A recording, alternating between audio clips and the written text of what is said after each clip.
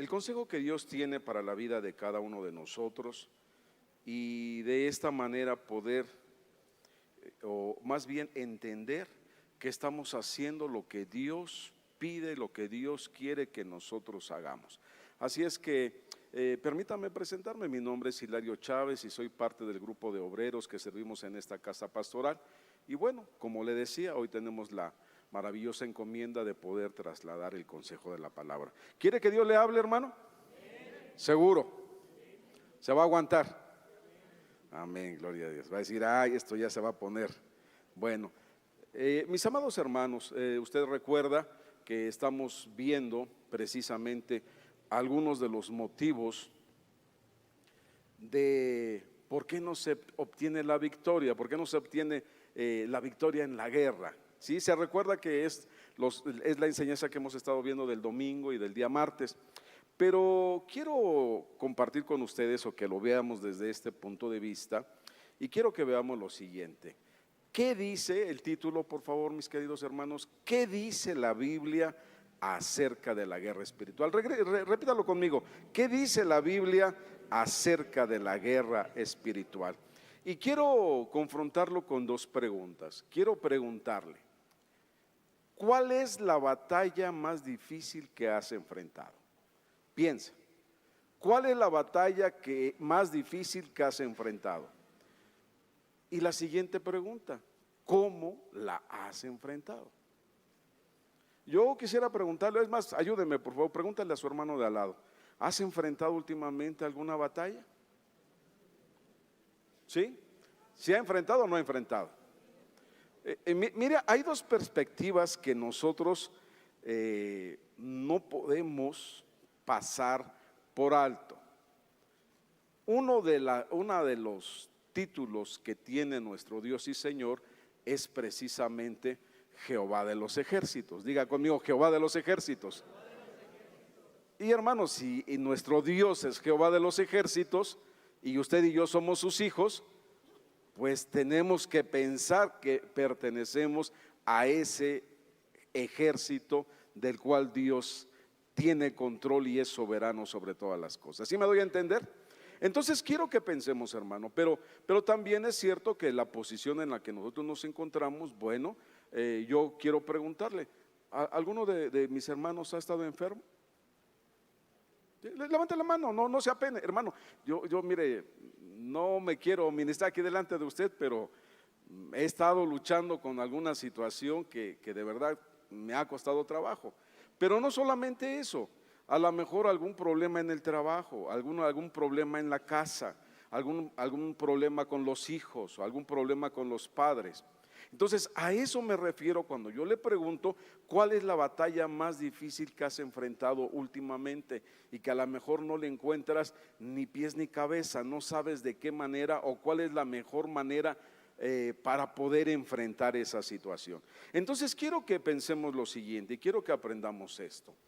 Hay dos errores básicos cuando se habla de guerra espiritual y uno de ellos, hermanos, es hacer un énfasis excesivo, pero el otro también es subestimarlo. ¿A qué me refiero con esto?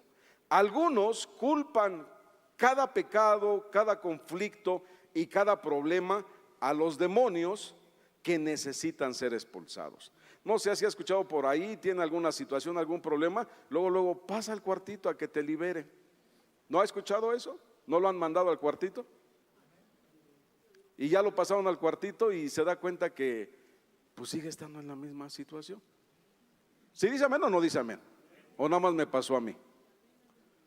Ahora, no quiero decir que mis hermanos que están en administración no hagan su función, pero quiero que entendamos esto. Sí me doy a entender con lo que le quiero decir. Otros ignoran completamente la realidad espiritual y el hecho de que la Biblia nos enseña que nuestras batallas son contra poderes espirituales. Entonces, hermano, mire, por un lado, ni todos los problemas que tenemos son pecado, ni necesitamos ser exorcizados, ¿sí me explico? Ni tampoco tenemos que dejar pasar por alto que muchas de las situaciones que vivimos o que pasamos sí tienen una influencia espiritual demoníaca. ¿Sí? ¿Sí me doy a entender? Entonces tiene que haber un equilibrio, diga conmigo, tiene que haber un equilibrio. Y eso es lo que nosotros tenemos que ver, tiene que haber un balance. Y la clave para el éxito en la guerra espiritual es precisamente encontrar el balance de lo que dice la Biblia en cada una de las situaciones que nosotros tenemos. Por ejemplo, rápidamente quiero que veamos esto. Algunas veces, por ejemplo, nuestro Señor Jesucristo expulsó demonios de la gente. ¿Sí dice amén? Pero en algunas ocasiones sanó a la gente sin mencionar lo demoníaco.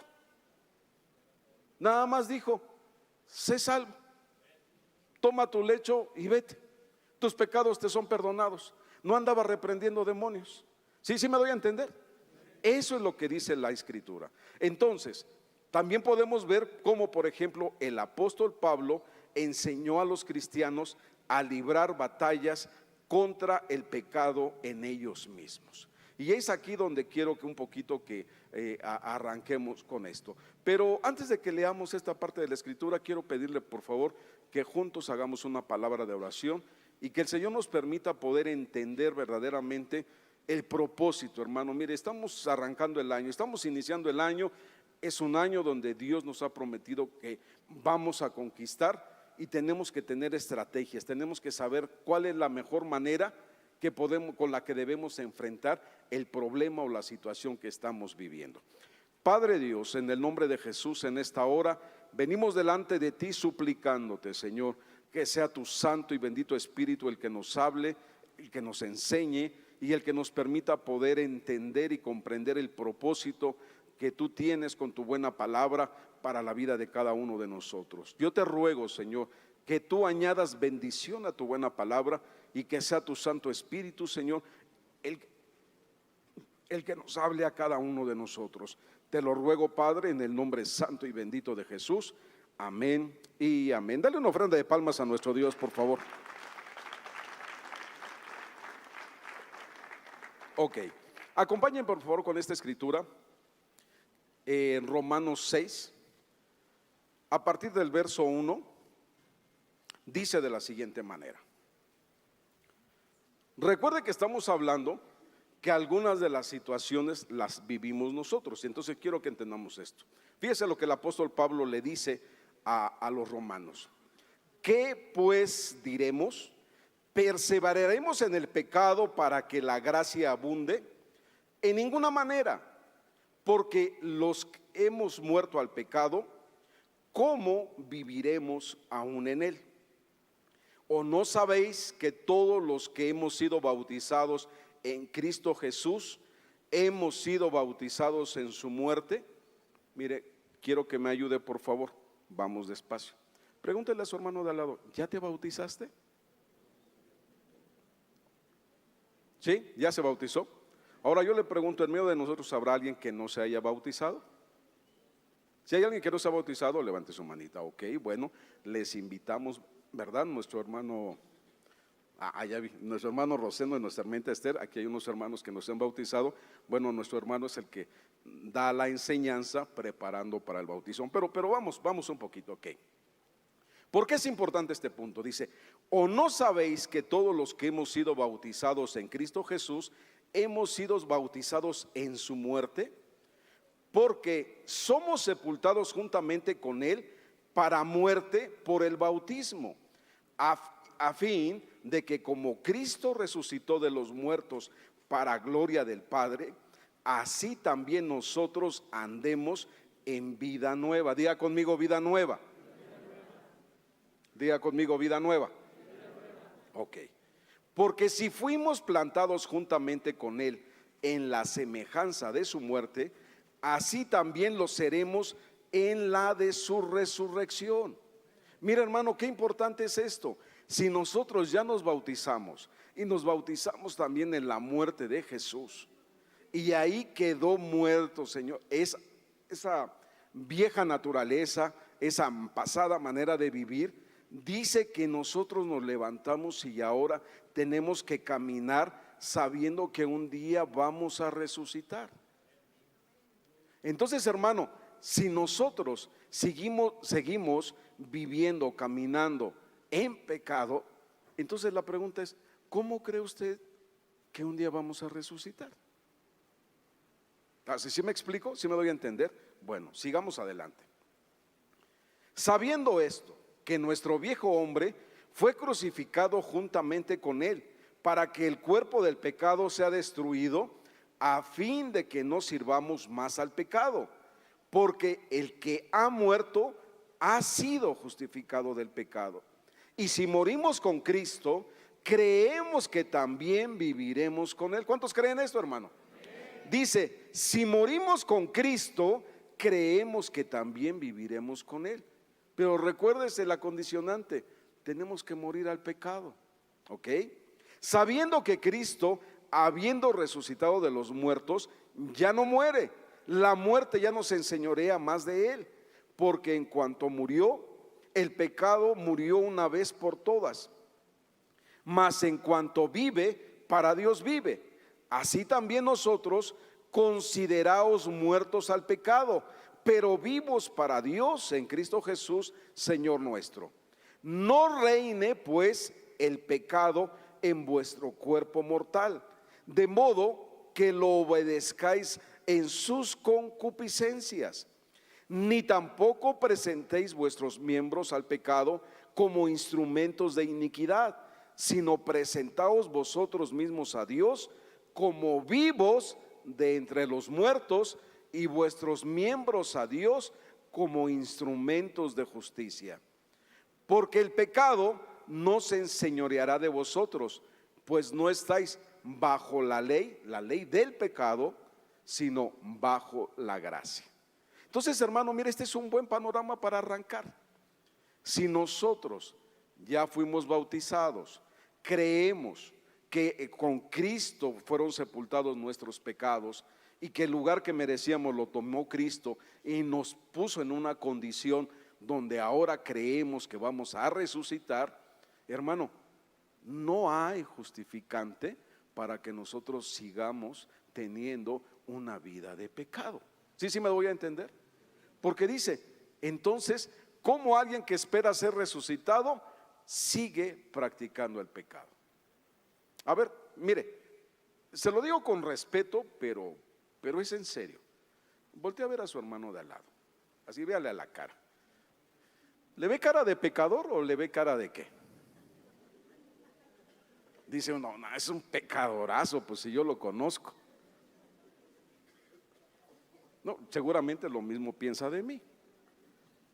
Y a mí me están viendo todos. Entonces yo quiero que entendamos esto. Mire, esto me va a ayudar, ok.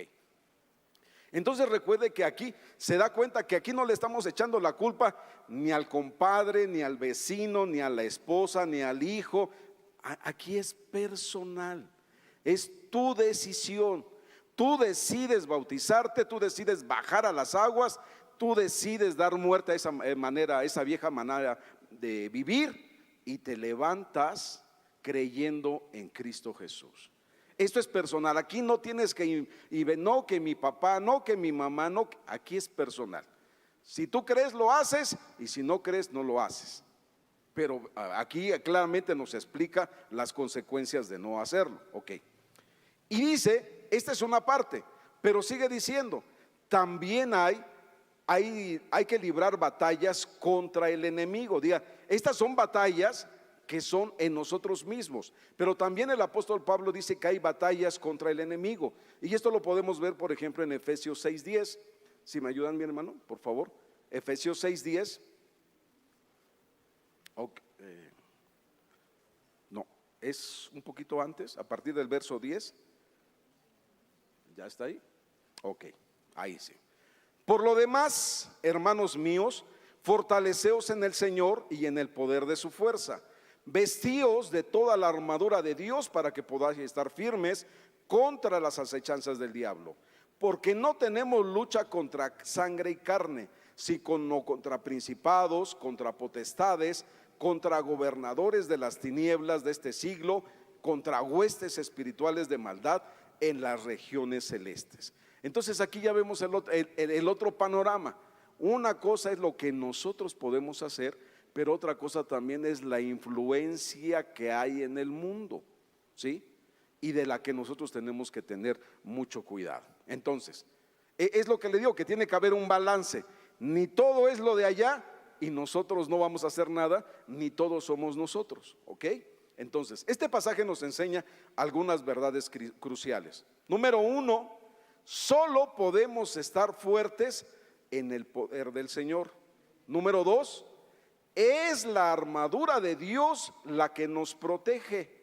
Y número tres, nuestra batalla es contra fuerzas espirituales de maldad en el mundo.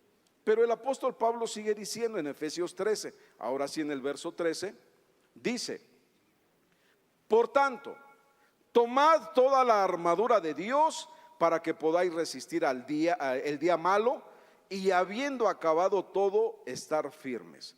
Quiero que ponga mucha atención a esto. No dice que no va a haber días malos. ¿Cuántos han tenido un día malo? No, pues a menudo, ¿verdad? Como que es muy seguido. No dice que no vamos a tener días malos. Aquí dice claramente: por tanto, tomad toda la armadura de Dios para poder resistir en el día malo, y habiendo acabado todo, estar firmes. ¿Y qué pasa cuando hemos pasado ese día malo? ¿Cómo llega a su casa?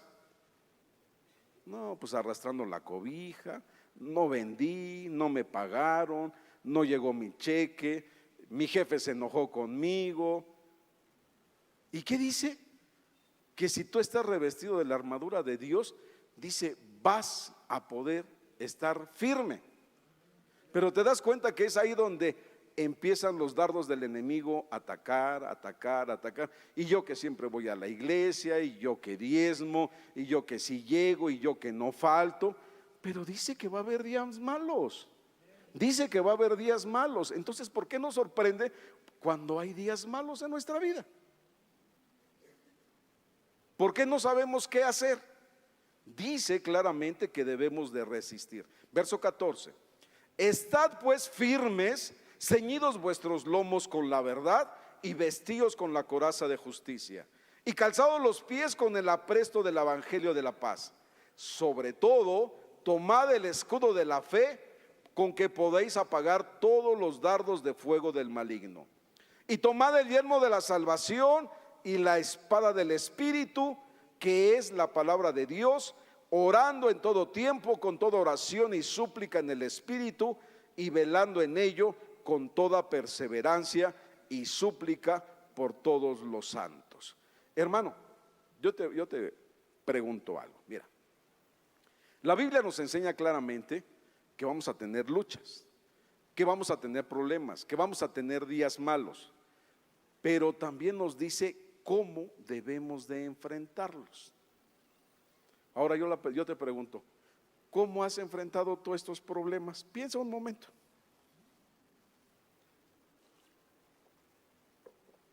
¿Cómo has enfrentado esos problemas? Quiero que pensemos en esto. Todo esto que acabamos de leer nos da una descripción de la armadura espiritual que Dios nos da. Ahora sí, la siguiente imagen, por favor. Ah, mira, está bonita. ¿Sí le gusta? Mire, quiero que pensemos en esto. Quiero que pensemos en esto. Mire,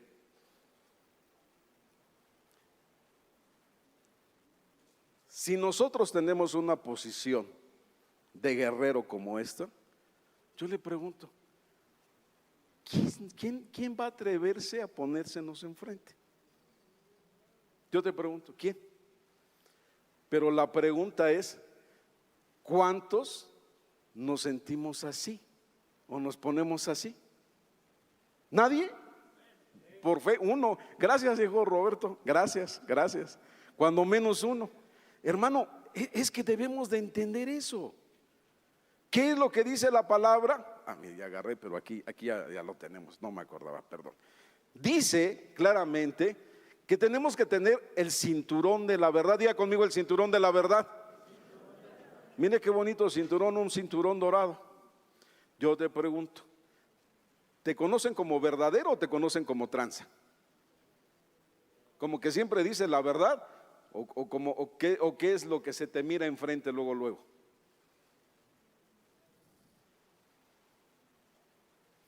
Dice que el cinturón de la verdad. Luego dice que la coraza de justicia. Luego dice que el evangelio de la paz.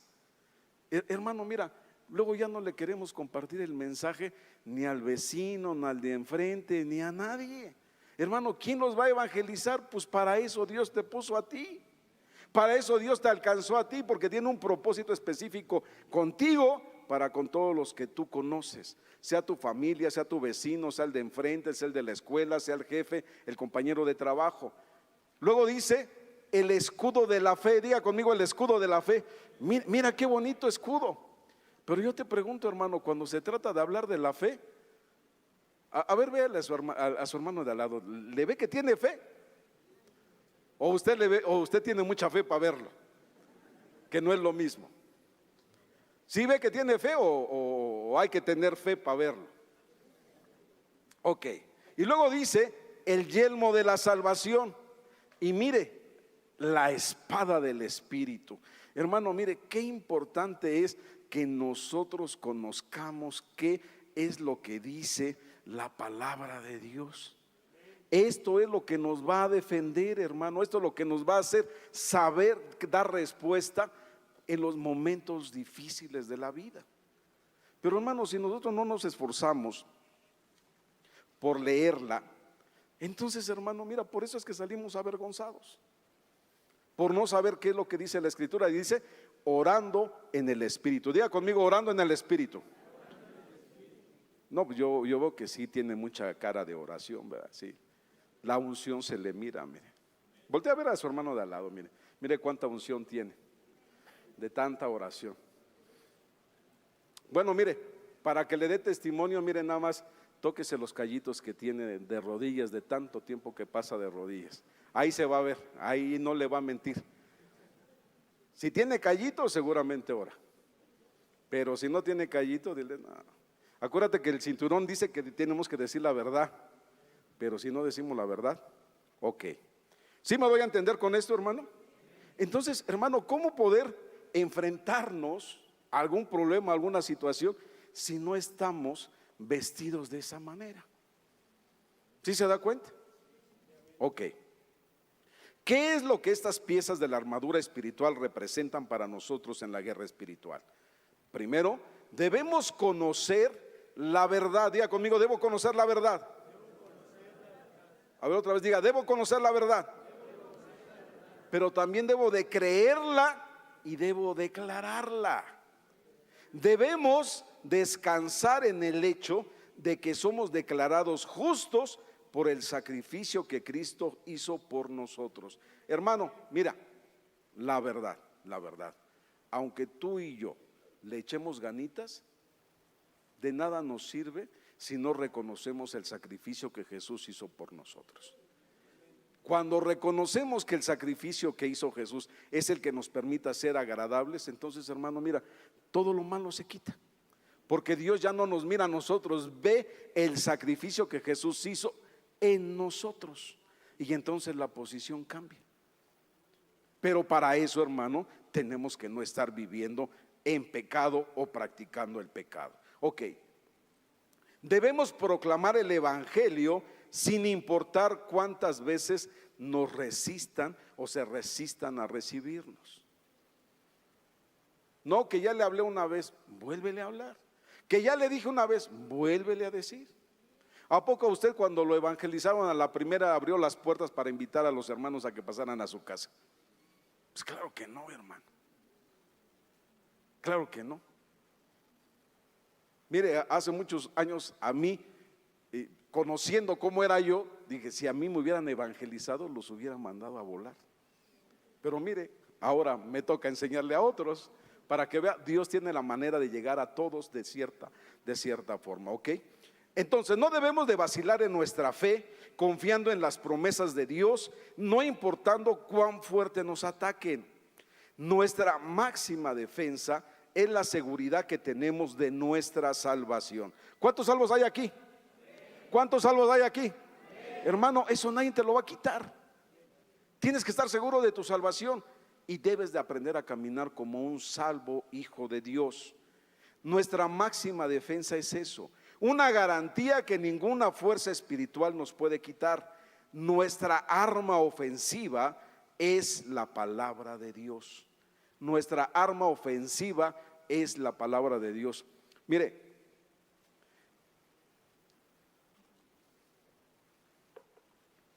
¿a cuántos de mecha corta hay por aquí?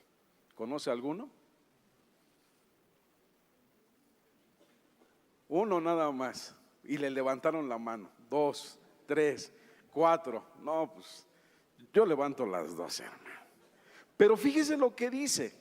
Si de verdad te gusta guerrear, conoce la escritura, porque esas son las armas que Dios te da para que te defiendas. Pero para esos, mis amados hermanos, que levantaron las manos, que les gusta luchar, guerrear, pelear, la pregunta es: ¿cuántas veces han leído la Biblia? ¿Cuántas veces? Mire, a mí me da pena, tengo más de 30 años de ser cristiano, y yo creo que cuando menos, tenemos que leerla una vez por año, cuando menos. O sea, ¿qué querría decir? Que yo tengo que haber leído la Biblia cuando menos ya unas 30 veces. Pues no las he leído 30 veces, llevo como 18. Pero la leo. Y si usted me dice, ¿la conozco? No, pues por eso la leo, porque hay muchas cosas que no conozco, que necesito aprender. Pero hermano, si no la leemos, entonces ¿cómo? Cualquiera que viene y que nos dice, que nos sorprende, hermano, mire tantas publicaciones que ahora hay en internet, y la gente se espanta porque no conoce la escritura, porque no sabe el escrito está. Ok, mira, Jesús es nuestro mejor ejemplo para resistir la tentación en la guerra espiritual. Observemos cómo Jesús manejó los ataques directos de Satanás cuando fue tentado en el desierto. No quiero detenerme mucho aquí, pero ¿qué es lo que hacía Jesús cuando el enemigo lo llevó y lo tentó en el desierto? ¿Qué fue lo que hacía Jesús? ¿Cómo le contestaba? Escrito está. Escrito está. ¿Cómo nosotros nos vamos a librar de la tentación? Sabiendo lo que está escrito en la palabra de Dios. Y eso fue lo que hizo nuestro Señor Jesucristo. No le estoy inventando. Eso fue lo que hizo Jesús, y es lo que le conviene a usted y a mí hacer. La palabra del Dios vivo es el arma más poderosa contra las tentaciones del diablo. En el Salmo 119, verso 11, mire lo que dice. Ok. En mi corazón he guardado tus dichos para no pecar contra ti. Una palabra de precaución concerniente a la guerra espiritual sería lo apropiado. Pero quiero que entendamos algo, fíjate bien, dice este texto: en mi corazón he guardado tus dichos para no pecar contra ti. Entonces, si conocemos la palabra, vamos a tener armas para defendernos, pero también nos vamos a llenar de respeto y de temor, porque vamos a saber las cosas que a Dios no le agradan y de las cuales nosotros tenemos que tener cuidado, ¿ok? Pero nos encontramos también con otra situación, fíjate bien. El nombre de Jesús no es un encantamiento mágico que hace que los demonios huyan de delante de nosotros. ¿Sí me doy a entender con esto? El nombre de Jesús no es un encantamiento mágico que hace que los demonios huyan de delante de nosotros. También no me lo invento yo. Rápidamente vamos a ver. Los 7 hijos de Esceva son un ejemplo claro de lo que puede suceder cuando la gente presume tener una autoridad espiritual que no les ha sido dada. Y rápidamente vamos a ver Hechos 19, por favor. Hechos 19 dice: algunos de los judíos exorcistas ambulantes, ni siquiera tenían un cuartito, eran exorcistas ambulantes, fíjese, intentaron invocar el nombre del Señor Jesús sobre los que tenían espíritus malos, diciendo: os conjuro por Jesús, el que predica Pablo. O sea, ni siquiera ellos lo conocían, sino ese que anda predicando Pablo, a ese Jesús invocamos. Ok. Pero respondió el espíritu malo, dijo, me pasé el verso 14: había 7 hijos de un tal Esceva, judío, jefe de los sacerdotes, que hacían esto. Pero respondiendo el espíritu malo dijo: a Jesús conozco y sé quién es Pablo, pero vosotros, ¿quiénes sois? Y el hombre en quien estaba el espíritu malo, saltando sobre ellos y dominándolos, pudo más que ellos, de tal manera que huyeron de aquella casa desnudos y heridos. Y esto fue notorio a todos los habitantes en Éfeso, así judíos como griegos, y tuvieron temor todos ellos, y era magnificado el nombre del Señor Jesús. Mira, hermano, qué diferencia cuando se tiene la armadura de Dios y poder enfrentar a cualquier espíritu malo. Pero, hermano, hay algunos que les sale un chihuahueñito y les da miedo. Imagínense, si les sale un demonio, si les sale un león, ¿qué van a hacer? Salen así avergonzados, hermano, y hasta desnudos. ¡Qué bárbaro! ¿Y sabe qué se refiere con desnudos? Porque el mismo demonio te dice: ¿y tú me quieres decir a mí si tú haces esto y esto y eso que tú tienes oculto? Eso es sacarlo desnudo. Sale a la luz todas las cosas que anda haciendo en oculto. A eso se refiere, hermano. Aparte de que también puede pasar literalmente. Mire, incluso, por ejemplo, el arcángel Miguel no reprendió a Satanás en su propio poder, sino que dijo: el Señor te reprenda. Entonces, para resumidas cuentas, quiero que entendamos lo siguiente. ¿Cuáles son las claves del éxito para la guerra espiritual? Primero, confiamos en el poder de Dios. Diga conmigo: confiamos en el poder de Dios, no en el nuestro. Nos ponemos toda la armadura de Dios, nos basamos en el poder de la Escritura. La palabra de Dios es la espada del Espíritu. Oramos en perseverancia y santidad, haciendo nuestra petición delante de Dios. Ahora, mire, hermano, porque es muy importante. Yo quiero que sepamos algo. Nadie de los que estamos aquí venimos porque la hayamos pasado muy bien fuera de la iglesia y venimos aquí y decimos: aquí la pasamos de maravillas. No, hermano, porque eso no dice la Escritura. Pero lo importante es que tu necesidad, que tu problema, que la situación que tú tengas, la traigas delante de Dios y le digas: Dios mío, ayúdame con esto. Ayúdame con esto, mi casa, mi matrimonio. Mira, yo rápidamente te quiero poner un ejemplo. Para mí, yo tuve que estar orando hace mucho tiempo, por 7 años, por una necesidad personal. 7 años, y le rogaba a Dios y yo decía: Señor, por favor, ayúdame. No puedo así, tiene que ser como tú dices, como dice la Escritura. 7 años, hermano, tuve que orar. Pero también le pongo un ejemplo. Tenía otra necesidad. Y para esa necesidad, hermano, creo que oré 3 veces. Y no era cualquier necesidad, hermano. Y hasta a mi casa me llegaron a ofrecer lo que yo necesitaba. Y Dios proveyó para todo eso. Entonces hay ocasiones en las que el Señor responde como tú no te imaginas, y hay ocasiones en las que tarda en responder, pero vamos a ver ahorita eso, ¿ok? Bueno, entonces ya más o menos nos dimos cuenta el balance que debe haber. Ni todos son espíritus, ni todo es el pecado de nosotros, ¿ok? Tenemos que mirar, identificar qué es esto. Entonces, ahora sí, ponemos el subtítulo, por favor. Ahora sí, el arte de la guerra que nos enseña el Señor. Repita conmigo: el arte de la guerra que nos enseña el Señor. Ok, ahora sí, rápidamente, Éxodo 13:17 nos dice: y luego que Faraón dejó ir al pueblo, Dios no lo llevó por el camino de la tierra de los filisteos que estaba cerca, porque dijo Dios: para que no se arrepienta el pueblo cuando vea la guerra y se vuelva a Egipto. Diga conmigo: se vuelva a Egipto. Y aquí vemos un primer caso, un desvío de parte de Dios, o un desvío divino. Dios saca a su pueblo de la esclavitud con un destino claro. ¿Cuál era el destino? ¿Qué fue lo que dijo Dios? Los voy a llevar ¿a dónde? A la tierra prometida. Había una ruta directa y corta por la costa de los filisteos, pero Dios elige deliberadamente el camino largo y difícil de desierto. Entonces, fíjese bien, había una ruta por la que podían llegar muy rápidamente, pero Dios dice no, vámonos a dar la vuelta. ¿Pero por dónde se los llevó? Por el desierto. La pregunta es ¿por qué?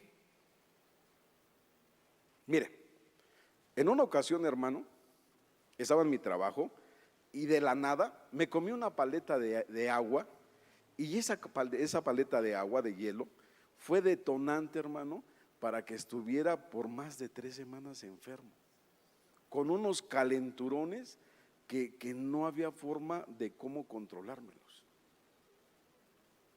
Y yo decía, Señor, yo sé que tú me puedes sanar, pero tuve que gastar mucho dinero en estudios médicos y ¿sabe qué? Dinero que ni tenía. Y en una ocasión, eran tantas las calenturas que yo tenía, que en lugar de sentarme en la sala, me sentaba en el suelo para sentirme un poco más fresco. Estaba leyendo la Biblia, si me dice qué leí, no me acuerdo, pero entonces ahí sentí la presencia de Dios. Y para mí eso fue algo maravilloso. Me postré y después de eso, no sé cuánto tiempo pasó, escuché que me dijo, hoy yo te sano. No, pues hermano, imagínate, después de todo lo que había pasado, fue llorar y llorar y llorar y llorar. Pero después, yo dije, Señor, yo sé que tú lo podías hacer en un momento, pero ¿por qué tuve que gastar mi dinero, endeudarme, ir al médico? Después me tuve que desintoxicar porque quedé tan dañado de tanto medicamento que me tuve que desintoxicar. Pero Dios tiene procesos. ¿Por qué? No lo sé. Y en los estudios salía que no tenía nada. Eso era lo terrible. Pero Dios quiere que pasemos por esos desiertos. Ahora, no es la primera vez que te comento esto, pero mira, te lo digo por esto. ¿Por qué pasan esas cosas? El verso lo dice, para que no se arrepienta el pueblo cuando vea la guerra. Yo que te pregunto, qué paradoja divina. Dios los libra de Egipto, en Egipto no la pasaba bien, eran esclavos, para llevarlos a una guerra. Entonces, a ver cómo, los liberas de la esclavitud para llevarlos a la guerra. Hermano, honestamente, si a ti y a mí nos invitaran que fuéramos a la guerra, ¿irías? ¿Estarías dispuesto a dejar tu casa, a dejar tu familia, a dejar todo por ir a la guerra, a defender algo que a lo mejor ni caso tiene? Hermano, para eso hay que tener un entrenamiento. ¿Sí me explico? Entonces, bueno, pero para poder darme a entender con esto. Ok, pero dice, Dios los libra de Egipto para llevarlos a una guerra, pero no los lleva a la guerra que ellos esperaban o para lo que ellos se sentían listos. Entonces aquí es donde nosotros vemos por qué es importante que conozcamos las Escrituras, porque ellos nos van a dar luz para saber lo que tenemos que hacer. ¿Qué nos enseña todo esto? Antes de aprender a guerrear, para aquellos broncudos, que no vino ni uno, no se levantaron la mano algunos, antes de aprender a guerrear, debemos aprender a ¿qué? A ser guiados por Dios. Wow. Fíjese para qué nos lleva el Señor al desierto. ¿Para qué te lleva al desierto? ¿Para qué te da largas? ¿Para qué te hace dar vueltas? Para que aprendas a ser guiado por Dios. Denle una ofrenda de palmas a Dios, hermano. Gloria a tu nombre, Señor. Fíjate bien, hermano. Y uno dice, Señor, ¿y tanto tiempo tiene que pasar? Pues va a pasar el tiempo que tengamos que aprender a depender de Dios. Si tú eres obediente a la primera, mira, va a pasar rapidito. Pero si, hermano, llevas 1, 2 o 3 o 4 o 5, en mi caso hasta 7 años, wow, Dios sabe por qué. Ok, ahora mira, la primera guerra, la primera lección de la guerra espiritual es que Dios elige nuestros campos de batalla. Mira, hermano, si Dios es soberano, Dios sabe a dónde te va a poner y para qué te va a poner en ese lugar. Ahora, ¿para qué el Señor te pone en ese lugar? Para nuestro desarrollo, no para nuestra destrucción. Ahora quiero que entendamos esto. La primera lección primera lección que tenemos que aprender esto es: Dios nos enseña a guerrear en el desierto. Dios nos enseña a guerrear en el desierto. ¿De qué manera? Nos lleva a un proceso de preparación. Diga conmigo: preparación. Hermano, ¿cómo nos van a poner a guerrear si no sabemos utilizar las armas? Si no sabemos depender de Dios, ¿cómo nos van a poner a guerrear? Va a pasar como esos hijos de Exeba, salir avergonzados nada más, hermano. Ahora, mira, rápidamente, quiero avanzar porque el tiempo ya se nos acaba. Aprovecho para, ¿no está mi hermano Abimael por ahí? No está, creo que está allá arriba. Bueno, ya me disculparé con él. ¿A dónde los llevó el Señor? Al desierto. Entonces tenemos que aprender algo: las batallas del desierto. Diga conmigo: las batallas del desierto. Ok, ¿qué aprendemos en las batallas del desierto? Rápidamente, Éxodo 15, verso 22. Éxodo 15, 22, ok. Dice: e hizo Moisés que partiese Israel el mar Rojo, y salieron al desierto de Sur, y anduvieron 3 días por el desierto sin hallar agua. Diga conmigo: sin hallar agua. En el desierto y sin hallar agua, ok. Y llegaron a Mara, y no pudieron beber las aguas de Mara porque eran amargas. Por eso le pusieron el nombre de Mara. Entonces el pueblo platicó contra Moisés. ¿Qué hizo? Murmuró contra Moisés y dijo: ¿qué hemos de beber? Y Moisés clamó a Jehová, y Jehová le mostró un árbol y lo echó en las aguas, y las aguas se endulzaron. Allí les dio estatutos y ordenanzas, y allí los probó. Y dijo: si oyeres atentamente la voz de Jehová tu Dios, e hicieres lo recto delante de tus ojos, y dieres oído a sus mandamientos, y guardares todos sus estatutos, ninguna enfermedad de las que envié a los egipcios te enviaré a ti, porque yo soy Jehová tu sanador. Diga conmigo: tu sanador. Jehová tu sanador. Diga conmigo: Jehová tu sanador. Y llegaron a Elim, donde había 12 fuentes de agua y 70 palmeras, y acamparon allí junto a las aguas. Ok, volvamos. El Señor los lleva al desierto porque tiene que aprender, tiene que trabajar el pueblo para que aprenda a depender de Él. ¿Y contra qué se enfrentaron? A no tener que beber. Entonces, la primera batalla en el desierto es contra la sed. Diga conmigo: contra la sed. Ok.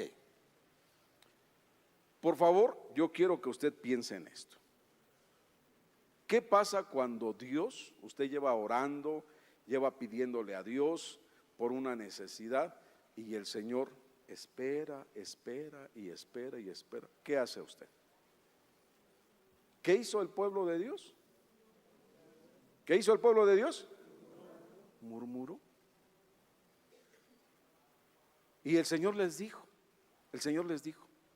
mira, lo que yo quiero que entiendas es que me debes de conocer como Jehová tu sanador. A ver, yo te pregunto, ¿cuántos enfermos hay aquí? Ay, ahora ya todos son sanos. No, hermano, yo ando volando bajo. Tengo malestares, tengo molestias, y yo necesito sanidad. ¿Sí? ¿Sí me explico? Entonces, hermano, ¿qué es lo que nos falta? Ahora la pregunta es, a ver, voltea a ver a tu hermano. ¿Lo ve con cara de enfermo? ¿Le ve cara de enfermito? Nada más así pregúntele así: disculpa, mi querido hermano, ¿no será que últimamente andas así como muy murmuradorucito? ¿Será acaso? Recuerda que ya vimos que debe de haber un balance. O sea, ni todo va a ser el pecado, pero aquí estamos viendo algo. El pueblo tenía aguas amargas porque andaba de murmurador, y tenía que aprender a depender de Dios.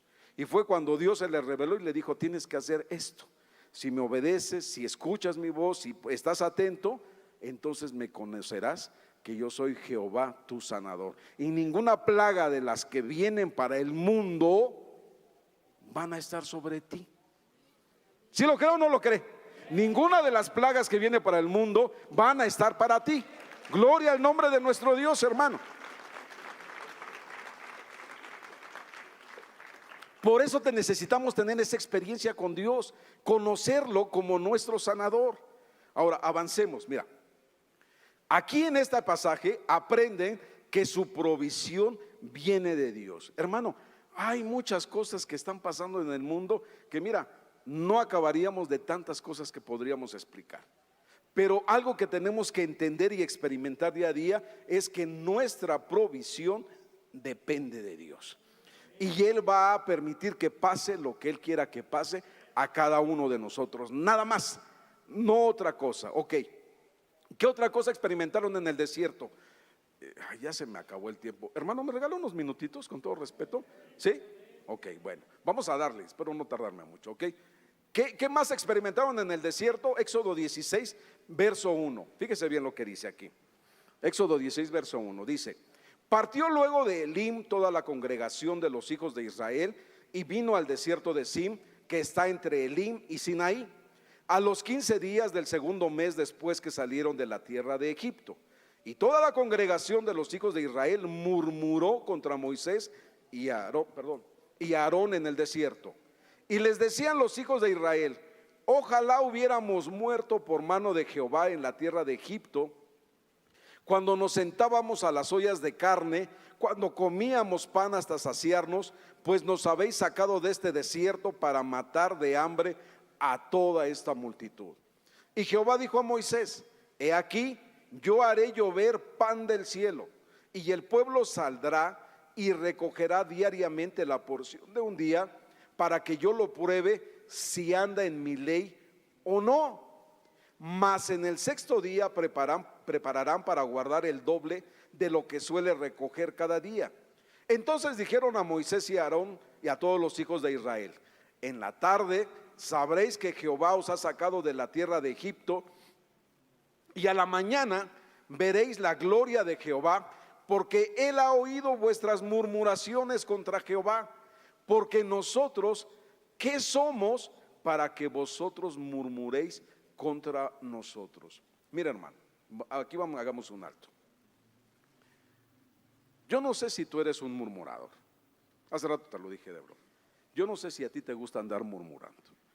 Pero si tú murmuras o tú eres de los que andan murmurando, lejos de que tú pienses que murmuras del hermano, de la hermana, del líder, de los ancianos, del pastor, lejos de eso, hermano, aquí dice que ¿contra quién es la murmuración? ¿Contra quién es la murmuración? ¿Te vas a atrever a ponerte con Dios? Y eso es lo que haces cuando andas murmurando. Y después te quejas: ay, pobrecito de mí. Entonces, cuidado, hermano, cuidado, por favor. ¿Qué verso nos quedamos? En el 8. Dijo también Moisés: Jehová os dará en la tarde carne para comer, y en la mañana pan hasta saciaros, porque Jehová ha oído vuestras murmuraciones con que habéis murmurado contra él. Porque nosotros, ¿qué somos? Vuestras murmuraciones no son contra nosotros, sino contra Jehová. Y dijo Moisés a Aarón: di a toda la congregación de los hijos de Israel: acercaos a la presencia de Jehová, porque él ha oído vuestras murmuraciones. Y hablando Aarón a toda la congregación de los hijos de Israel, miraron hacia el desierto, y he aquí que la gloria de Jehová apareció en la nube. Y Jehová habla a Moisés diciendo: yo he oído las murmuraciones de los hijos de Israel, háblales diciendo: al caer la tarde comeréis carne, y por la mañana os saciaréis de pan, y sabréis que yo soy Jehová vuestro Dios. Hermano, mira cómo es nuestro Dios y Señor. Yo quiero que entendamos algo. Dios los sacó de Egipto, los lleva no por la vía corta, los lleva por la vía larga, para ver quiénes eran ellos, qué era lo que había en el corazón de cada uno de ellos. ¿Y con qué se encontró? Con quejas y con murmuraciones. Pero Dios, hermano, cumplió su parte. No los sacó para matarlos de hambre en el desierto. Primero sació su sed y después les dio el alimento. Mira, yo quiero que te imagines, hermano, porque mira, verlo de esta manera así como que es muy fácil. Si dice la palabra de Dios que salieron como 600,000 hombres y ellos iban casados y llevaban hijos, ¿de cuánta gente estamos hablando? ¿Te parece mínimo el doble? 1,200,000 o 1,500,000. Hermano, para hacer una fiesta para tus cuates, para tu familia, ¿cuánto te gastas? Imagínate darle de comer en la mañana y en la tarde a 1,200,000 todos los días. ¿Cuánto te gastarías? Y dice, van a comer hasta saciarse. Yo te pregunto, ese es nuestro Dios, hermano. Ese es nuestro Dios. No te va a avergonzar y no te va a dejar morir de hambre. Dios te va a suplir, pero tienes que conocerlo de esa manera, hermano. Entonces, es que le debo a la tarjeta 5,000 o le debo 10,000. Hermano, para Dios, ¿qué es eso? Ya no te digo si te llegan los cobradores ahí a tocar a la puerta. Para Dios, ¿qué es eso? Pero no lo conoces, hermano. No lo conoces. Por eso tenemos que aprender a depender de Él. Por eso tenemos que pasar por ese tiempo, hermano. Avanzamos. Aprende a depender del sustento diario que es el maná que Dios tiene para cada uno de nosotros. Ahora, yo te afirmo algo, hermano. Mira, si Dios te escogió a ti, escogió tu casa, escogió tu familia, ¿tú crees que te escogió para a la vuelta de la esquina dejarte botado por ahí? No, Dios no es así. Dios te escogió a ti porque tiene un plan específico para ti, para tu vida, para tu familia y para tu descendencia. Dale una fuerte el aplauso al Señor. Ahora mira, avancemos por favor. Ya hasta me quitaron el contador, decir, no, este hermano va para largo. Ok. Contra el enemigo, ok. Éxodo 17, mira, fíjate lo que pasa aquí. Éxodo 17. Entonces vino Amalec y peleó contra Israel en Refidim. Y dijo Moisés a Josué, escógenos varones y sal a pelear contra Amalec. Mañana yo estaré sobre la cumbre del collado y la vara de Dios en mi mano. E hizo Josué como le dijo Moisés, peleando contra Amalec, y Moisés y Aarón y Hur subieron a la cumbre del collado. Y sucedía que cuando alzaba Moisés su mano, Israel prevalecía, mas cuando él bajaba su mano, prevalecía Amalec. Y las manos de Moisés se cansaban, por lo que tomaron una piedra y la pusieron debajo de él, y se sentó sobre ella. Y Aarón y Hur sostenían sus manos, y el uno de un lado y el otro del otro. Así hubo en sus manos firmeza hasta que se puso el sol. Verso 13. Y Josué deshizo a Amalec y a su pueblo a filo de espada. Y Jehová dijo a Moisés, escribe esto para memoria en un libro, y di a Josué que raeré de todo la memoria de Amalec debajo del cielo. Y Moisés edificó un altar y llamó su nombre Jehová Nisi. Y dijo, por cuanto la mano de Amalec se levantó contra el trono de Jehová, Jehová tendrá guerra con Amalec de generación en generación.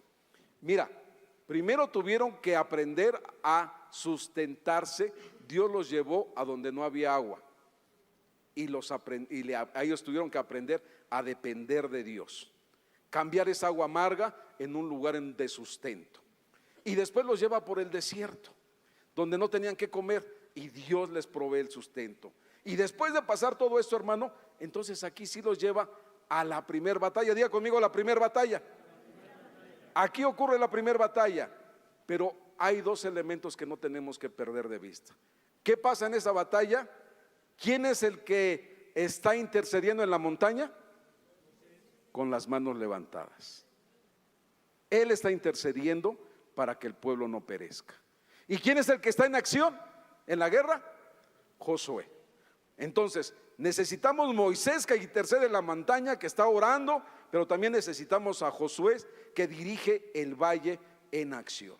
Se necesita de Moisés y se necesita de Josué, se necesita de los dos. La victoria dependía de las manos alzadas de Moisés. Ahora, ¿qué significa todo esto para nosotros? Nuestros desiertos, pruebas, esperas, escasez, no son un error en la ruta, hermano. Son el campo de entrenamiento donde Dios nos enseña a depender de Él, a conocer su voz y a entender que la batalla es suya, no de nosotros, hermano. La batalla es de Dios, no de nosotros. Aquí aprendemos las armas básicas. Fíjese bien, ¿cuáles son las armas básicas? Número 1, oración. Diga conmigo, oración. Dependencia y obediencia. Entonces yo te pregunto, ¿qué tan bueno eres para la oración? ¿Qué tan bueno dependes de Dios? ¿O qué tanto dependes de Dios? ¿Y qué tanto te gusta obedecer a Dios? ¿Te das cuenta entonces? Entonces la pregunta es, ¿cómo nos van a poner a guerrear si no hemos experimentado esto? ¿Qué pasaría, hermano? Salir avergonzados. Ok. ¿Qué nos enseña esta segunda lección? El error de guerrear sin consultar a Dios. Estas derrotas, ¿qué nos enseñan? Cuando no hemos aprendido las lecciones del desierto, intentamos guerrear con nuestras propias fuerzas. Y mira lo que pasa, o sea, en la Biblia hay para enseñarnos a nosotros. Números 14:39. Números 14:39. Y Moisés dijo estas cosas a todos los hijos de Israel, y el pueblo se enlutó mucho. Y se levantaron por la mañana y subieron a la cumbre del monte, diciendo: henos aquí para subir al lugar del cual ha hablado Jehová, porque hemos pecado.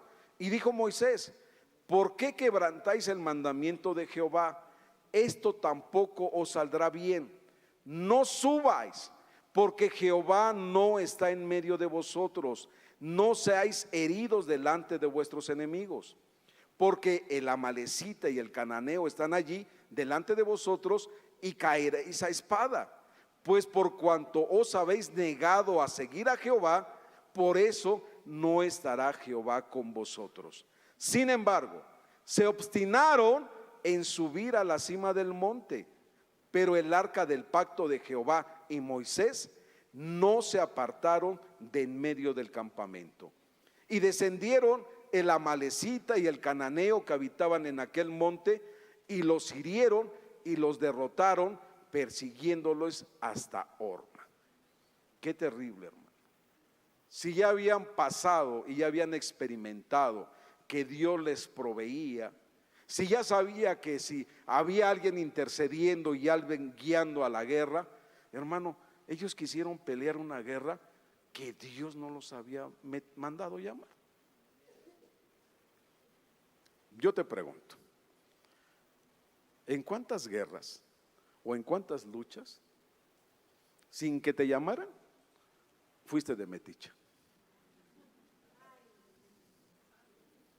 No pasa aquí, ¿verdad? ¿Y qué es lo que sucede? Sales avergonzado, porque Dios no te mandó que fueras a hacer esas guerras. ¿Quieres meterte en la vida del hijo? ¿Quieres meterte en la vida del papá? ¿Quieres andar opinando aquí, opinando allá? Y por andar de metiche, ¿qué pasa? Se sale derrotado. El pueblo, después de rechazar estar en Canaán por incredulidad, decide arrepentirse y atacar por su cuenta. Moisés les advierte: no subas, porque Jehová no está en medio de vosotros, para que no seamos derrotados. ¿Cuál es el resultado? Son derrotados por el enemigo. Intentaron tomar una victoria que Dios no les había entregado. Entonces, ¿qué nos enseña esto? Muchas de nuestras derrotas vienen porque, número 1, guerreamos en el momento equivocado. ¿Qué quiere decir esto? Por impulsividad o por presión. Número 2, guerreamos con nuestras propias fuerzas, con talento, diga con talento, porque hay quienes son buenos para la guerra, pero sin unción. Recuerde lo que le pasó a los hijos de Exeba. Se querían muy liberadores, hermano, y salieron avergonzados. Y número 3, Guerreamos en un campo de batalla que Dios no nos ha dado, batallas que no son nuestras. Hermano, oremos. Diga conmigo, oremos. Es más, dile a tu hermano de al lado, oremos, oremos. La tercera lección que vemos aquí en el desierto, el modelo para la guerra victoriosa. El modelo para la guerra victoriosa. Dios establece patrones para guerrear bien. Y vamos a ver cómo a Josué, que es el discípulo del desierto, le dio una estrategia muy especial. Josué capítulo 6 verso 1. Fíjese bien lo que sucedió ahí. Ya lo sabe, manito, pero quiero explicárselo como dice la palabra. Ahora Jericó estaba cerca, bien cerrada a causa de los hijos de Israel. Nadie entraba ni salía, era una ciudad amurallada. Mas Jehová dijo a Josué: mira, yo he entregado en tu mano a Jericó y su rey, con sus varones de guerra. Rodearéis pues la ciudad todos los hombres de guerra, yendo alrededor de la ciudad una vez, y esto haréis durante 6 días. Y 7 sacerdotes llevarán 7 bocinas de cuernos de carnero delante del arca, y el 7º día daréis 7 vueltas a la ciudad, y los sacerdotes tocarán las bocinas. Y cuando toquen prolongadamente el cuerno de carnero, así que oigan el sonido de la bocina, todo el pueblo gritará a gran voz, y el muro de la ciudad caerá. Entonces subirá el pueblo, cada uno derecho hacia adelante. Llamando pues Josué hijo de Nun a los sacerdotes, les dijo: llevad el arca del pacto, y 7 sacerdotes lleven bocinas de cuerno de carnero delante del arca de Jehová. Hasta ahí. En Jericó, fíjate bien, en Jericó la estrategia era divina. Diga conmigo, la estrategia era divina.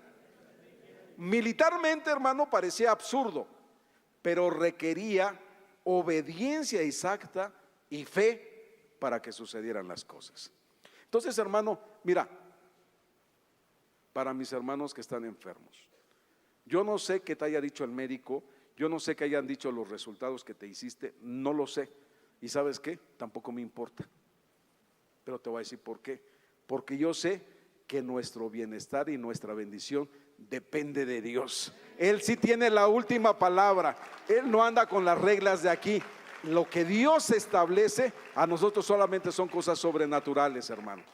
Y es ahí donde podemos mirar las experiencias en Dios que para nosotros son maravillosas. En Jericó la estrategia era divina, absurda para lo militar, pero requería obediencia exacta y fe. La victoria fue sobrenatural. ¿Quieres cosas sobrenaturales en tu vida, hermano? Obediencia exacta y fe en Dios. Eso es lo que necesitamos. ¿Qué sucedió en Jai? Rápidamente, Josué 7:1. Pero los hijos de Israel cometieron una prevaricación en cuanto al anatema, porque Acán, hijo de Carmi, hijo de Sabdi, hijo de Sera, de la tribu de Judá, tomó del anatema, y la ira de Jehová se encendió contra los hijos de Israel. Después Josué envió hombres desde Jericó a Jai, que estaban junto a Bet-Aven, hacia el oriente de Betel, y les habló diciendo: subid y reconocer la tierra. Y ellos subieron y reconocieron a Jai. Y volvieron a Josué y le dijeron: no suba todo el pueblo, sino suban como 2,000 o 3,000 hombres, y tomarán a Jai. No fatigues a todo el pueblo yendo allí, porque son pocos. Y subieron allí del pueblo como 3,000 hombres, los cuales huyeron delante de los de Jai. Y los de Jai mataron de ellos a unos 36 hombres, y los siguieron desde las puertas hasta Sebarim, y los derrotaron en la bajada, por lo cual el corazón del pueblo desfalleció y vino a ser como agua. Entonces Josué rompió sus vestidos y se postró en tierra sobre su rostro delante del arca de Jehová, hasta caer la tarde, él y los ancianos de Israel, y echaron polvo sobre sus cabezas. Y Josué dijo: ah, Señor Jehová, ¿por qué hiciste pasar a este pueblo del Jordán para entregarlos en manos de los amorreos para que nos destruyeran? Ojalá nos hubiéramos quedado al otro lado del Jordán. Ay, Señor, ¿qué diré? Ya que Israel ha vuelto la espada delante de sus enemigos, porque los cananeos y todos los moradores de la tierra oirán y nos rodearán y borrarán nuestro nombre sobre la tierra, y entonces ¿qué harás tú a tu grande nombre? Y Jehová dijo a Josué: levántate, ¿por qué te postras así sobre tu rostro? Israel ha pecado y aún han quebrantado mi pacto que yo les mandé. Y también han tomado del anatema y hasta han hurtado, han mentido y aún lo han guardado entre sus enseres. Por esto los hijos de Israel no podrán hacer frente a sus enemigos, sino que delante de sus enemigos volverán la espalda, por cuanto han venido a ser anatema. Ni estaré más con vosotros, si no destruyereis el anatema de en medio de vosotros.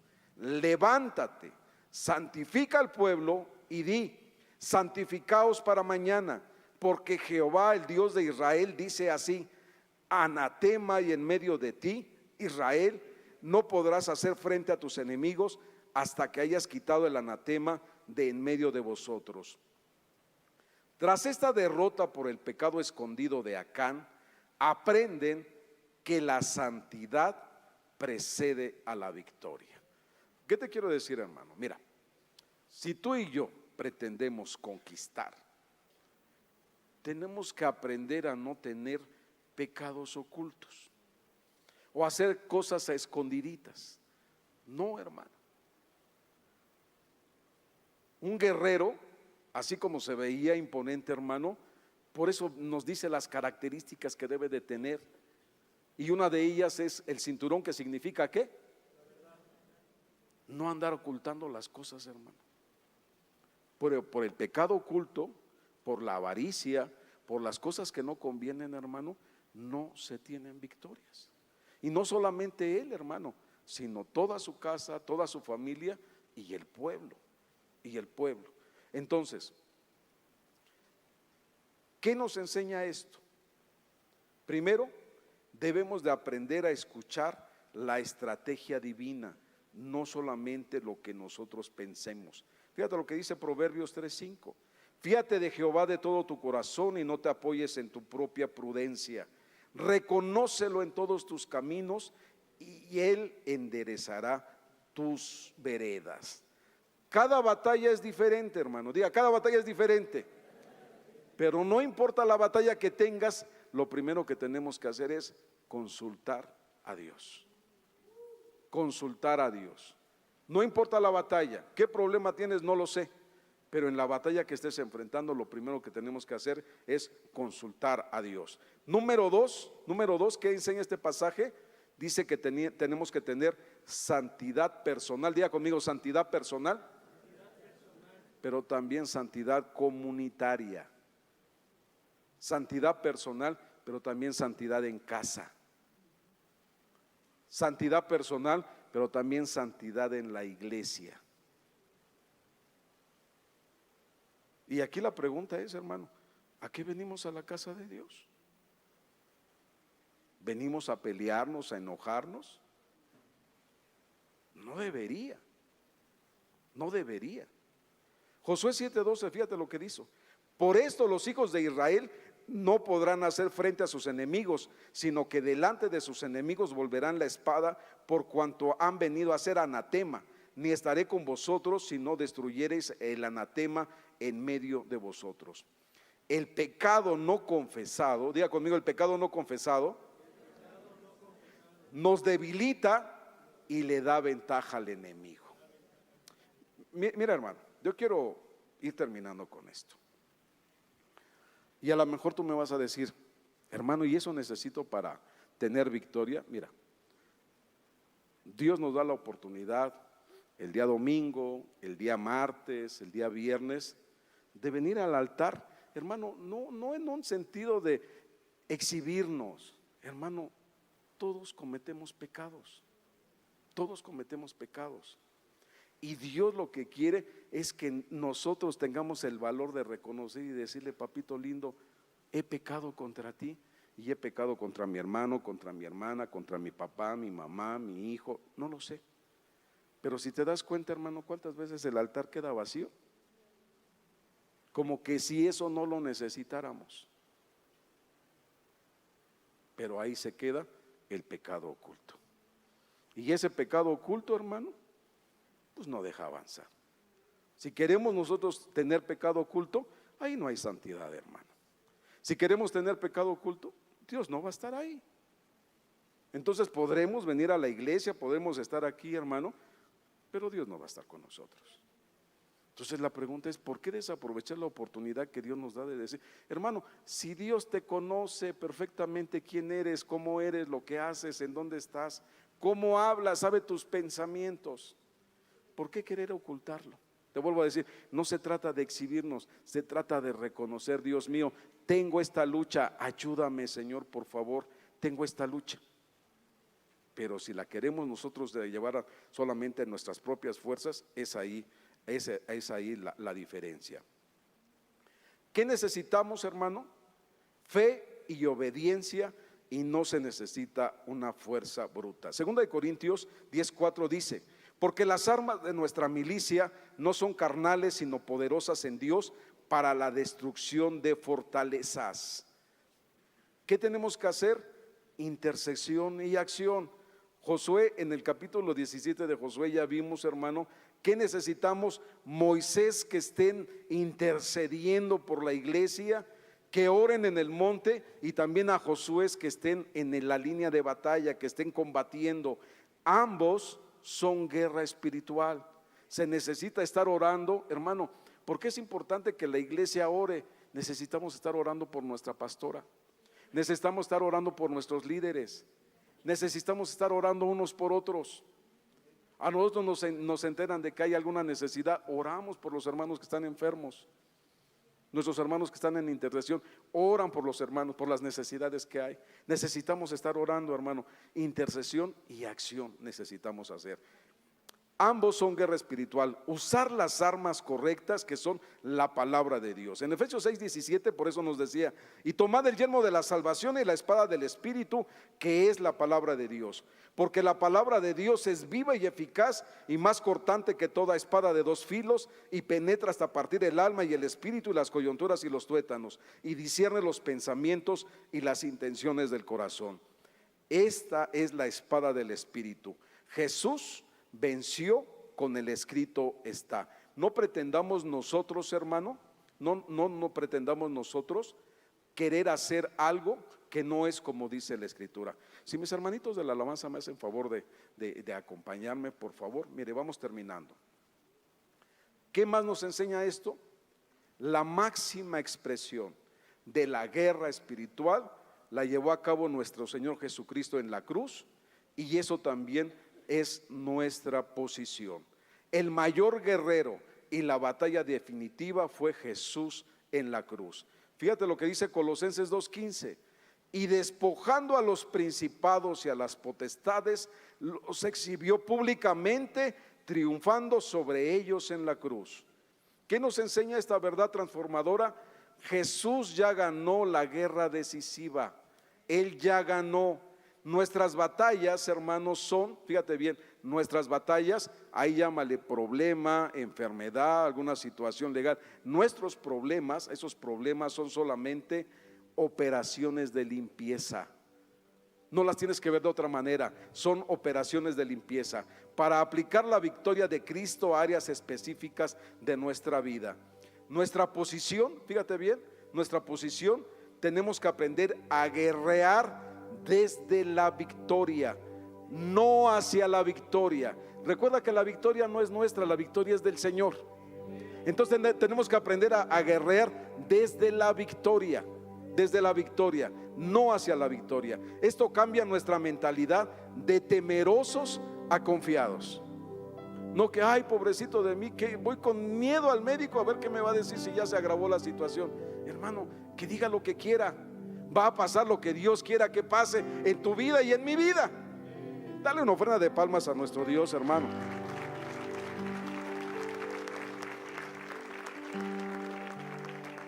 Terminamos con esto, hermano. Acepta el camino largo. No maldigas el desierto. Las pruebas solamente son un proceso. Es ahí donde Dios te está entrenando. Es tu protección. Número 2, consulta siempre. Antes de entrar en cualquier conflicto, ya sea personal, familiar, ministerial, Pregunta: Señor, ¿esta es mi batalla o cuál es tu estrategia? Mira, hermano, con cuánta tristeza yo te digo, ¿sabes cuántos conflictos podríamos evitarnos dentro de la congregación si nosotros entendiéramos esto? Pero ¿sabes cuántos problemas hay entre muchos de nosotros precisamente porque pensamos que tenemos la razón y no le damos el lugar a Dios en nuestra vida?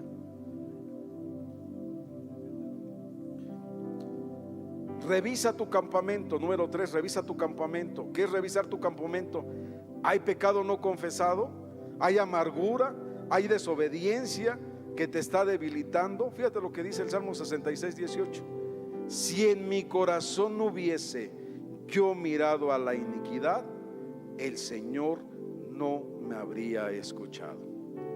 Si en mi corazón hubiese yo mirado a la iniquidad, el Señor no me habría escuchado.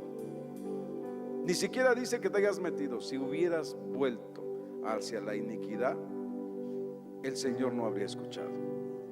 Pero estamos aquí porque Dios nos escucha, hermano. Y número 4, toma tu posición. Vístete con toda la armadura de Dios. Tu autoridad está en Cristo. Número 5, guerrea. Fíjate bien, guerrea con alabanza. ¿Qué es lo que hemos venido practicando todo este tiempo? Segunda de Crónicas 20:21 dice: y habido consejo con el pueblo, puso a algunos que cantasen y alabasen a Jehová, vestidos con ornamentos sagrados, mientras salía gente armada, y que dijesen: glorificad a Jehová, porque su misericordia es para siempre. Y cuando comenzaron a entonar cantos de alabanza, Jehová puso contra los hijos de Amón, de Moab y de Seir las emboscadas de ellos mismos que venían contra Judá, y se mataron los unos contra los otros. ¿Qué nos enseña esto? Pone a los alabadores al frente. La alabanza es una arma que desbarata los planes del enemigo. Pero hermano, si queremos que esto sea efectivo, necesitamos aceptar todo el proceso. No podemos ir y querer guerrear cuando antes no hemos limpiado nuestro corazón, no hemos sacado el pecado oculto. Y eso es lo que yo te quiero invitar ahora. Eso es lo que yo te quiero invitar. El proceso es este. El proceso es este. A donde Dios nos quiere llevar es eso, a que seamos unos buenos guerreros. Pero para ser unos buenos guerreros tenemos que aprender a escucharle, a obedecerle, a ser guiados por Él y a sacar lo que hay en nuestras vidas. Así es que, hermano, yo te invito, agradezco el tiempo, perdón por mis amados hermanos, pero mis hermanos se esforzaron mucho apoyándome en todas estas diapositivas. ¿Alguien las contó? ¿Sabe cuántas son? Fueron un montón. No, yo sí sé cuántas fueron, pero yo quiero pedirle, no quiero que nos vayamos sin que Dios sobre nuestro corazón. Quiero que le pidamos perdón a Dios y no desaproveche la oportunidad. Está el altar para ti. Está el altar para ti, para que le pidamos a Dios que el Señor tome el control de nuestra vida. Padre Dios, en esta hora venimos delante de ti, suplicándote, Señor, suplicándote, Dios, que tú tengas misericordia de nosotros. Tú has prometido para este pueblo, Señor, que tú nos vas a dar la victoria. Pero reconocemos, Señor, que necesitamos pasar por ese proceso, Padre, en el cual tú nos vas a habilitar a cada uno de nosotros para ser unos buenos guerreros, Señor. Y por eso estamos aquí, bendito Dios, no ocultando nuestras debilidades ni nuestras flaquezas. Estamos aquí, Señor, reconociendo, Padre, las faltas que hemos cometido delante de ti. Aquí estamos, Señor. Suplicamos, Padre, que tú nos perdones. Tú nos conoces perfectamente. Tú sabes lo que hay en la vida de cada uno de nosotros. Padre, te pedimos perdón por nuestras faltas. Te pedimos perdón por nuestros pecados, Señor. Te pedimos perdón por la manera en que nos conducimos en la iglesia y aún fuera de la iglesia, en casa, en la familia, en el trabajo. Perdónanos, Señor. Ten misericordia de nosotros. Ayúdanos, bendito Dios, Ayúdanos, permite, Padre, que cada uno de nosotros seamos trabajados y seamos habilitados para ser ese pueblo que sabe guerrear, Señor, que sabe utilizar las armas que tú has preparado para darnos la victoria. Te lo rogamos, Dios, en el nombre de Jesús. Dios no rechaza cuando Él levanta sus manos, es hora de vencer. Oh, alaba, simplemente alaba. Si estás llorando, alaba. En la prueba, alaba. Si estás sufriendo, alaba. No importa, alaba. Tu alabanza Él escuchará. Hacemos la oportunidad maravillosa que tú nos das, Señor, porque tú siempre nos hablas a tiempo, Señor, y aún fuera de tiempo. Por eso yo agradezco lo que tú nos has regalado en esta noche. Y te ruego, Padre, por la vida de cada uno de mis hermanos que delante de ti ha venido, Padre, para ponerse a cuentas. Yo te ruego por ellos y por la familia que ellos representan, bendito Dios, suplicándote, Señor, que tu nombre sea glorificado en cada necesidad, Señor. Que tu nombre sea glorificado supliendo toda la necesidad en medio de tu pueblo. Te lo ruego, mi Dios, en el nombre santo, en el nombre maravilloso de Jesús. Ahora quiero pedirte, mi querido hermano, levanta tus manos y juntos vamos a alabar a Dios. Vamos a reconocerle que no hay nada fuera de Él. Nada se le escapa a nuestro Dios y Señor. Y si ese proceso ha sido largo, vamos a decirle: Señor, toma tú el control. Toma tú el control. Levanta tus manos y dile: alaba a Dios. Alaba a Dios. Alaba a Dios. Alabanza. Quiero decirte algo, mi hermano. Recuerda la posición que tienes en Dios. Tienes que mirar, tienes que aprender a ver tus necesidades. Cualquier necesidad que tú tengas, desde la victoria, porque el Señor ya te la dio. El Señor ya te la dio. Solamente tienes que decirle: Señor, glorifícate en esta situación para tu honra y tu gloria. Y entonces sí poder juntos decirle una vez más solamente: alaba a Dios. Alaba a Dios. Alaba a Dios. Alaba a Dios. Alaba a Dios. Alaba a Dios. Alaba a Dios. Alaba a Dios.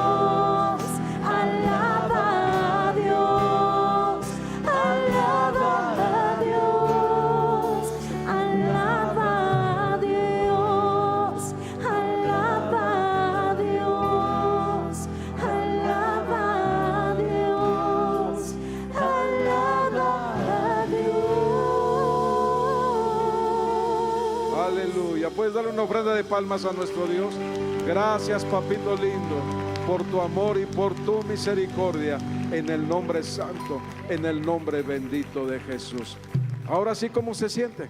¿Verdad que es diferente ver y saber lo que dice la Escritura? Saber que nuestra posición en Dios es distinta. Levante sus manos y vamos a darle gracias al Padre.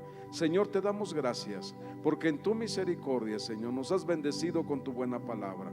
Ahora que salimos de este lugar, suplicamos que tú nos proveas del medio de transporte, Señor. Permite que todos lleguemos en paz y en bendición a casa.